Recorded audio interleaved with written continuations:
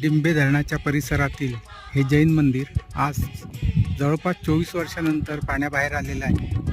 हा आपण डिंबे धरणाचा परिसर बघू शकतो. पुण्यापासून साधारणतः 3 तासाच्या अंतरावर आणि मंचरपासून 20-22 किलोमीटर अंतरावर हे आहे. आपण इथे येणार असेल तर गुगल मॅप फॉलो करू नका. गुगल मॅप आपल्याला या बाजूला येऊन इथे थांबून इथे बोटिंगने या असे काहीतरी दाखवतो. इथून येताना नाही, बोटिंगही नाही आणि इथे आतमध्ये खोल पाणी असे आहे.